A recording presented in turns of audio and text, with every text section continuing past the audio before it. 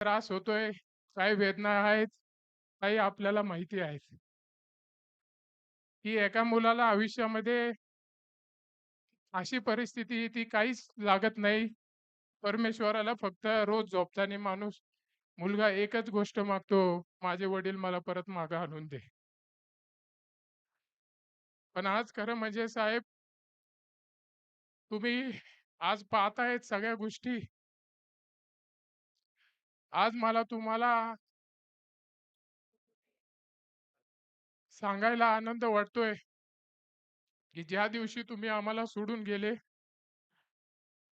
हक्काच्या आणि माझ्या हातामध्ये तुम्ही श्वास सोडला, त्यावेळेस मी तुम्हाला म्हणत होतो, की उठा, भविष्यात माझं काय होईल तुम्ही मला सोडून गेले तर.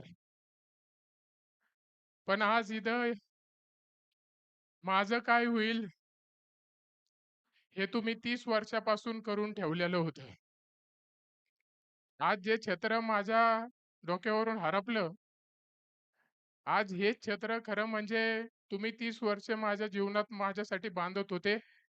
म्हणून जेव्हा दुःखाचा पहाड माझ्या अंगावरती आला, त्यावेळेस हे समोर बसलेलं छत्राने दुःख माझ्यापर्यंत येऊन दिलेलं नाही. म्हणून मी आपल्याला विश्वास देतो, आपल्याला संपूर्ण व्यासपीठ, मुख्यमंत्री साहेब आपल्यासोबत खंबीरपणे उभा आहेत. भविष्याच्या माझ्या जीवनामध्ये मी नगर, राऊरी, पाथर्डी मतदारसंघाला कुठल्या गोष्टींपासून कधीच वंचित ठेवणार नाही.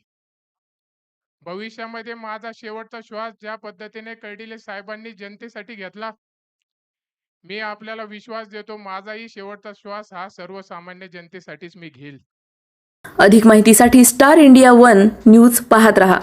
चॅनलला सबस्क्राईब करा आणि अशाच अपडेट्ससाठी बेल आयकॉन दाबा.